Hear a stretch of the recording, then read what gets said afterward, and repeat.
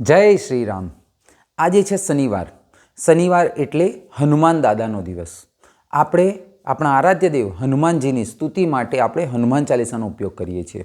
જો હનુમાન ચાલીસાની વાત કરીએ તો હનુમાન ચાલીસા સંત તુલસીદાસે અવધી ભાષામાં લખ્યા હતા. તો હવે બસ એ જ હનુમાન ચાલીસાની ગુજરાતી ભાષામાં ભાષાંતર શું છે તેની હું વાત તમારી સાથે હવે દર શનિવારે કરીશ. તો જો આજથી શરૂઆત કરીએ તો તેમાં પહેલો દોહા છે, શ્રી ગુરુચરણ સરોજ રજ નિજ મન મુકુર સુધારી બરનવ રઘુવર બિમલ જસુ જો દાયકુ ફલચારી.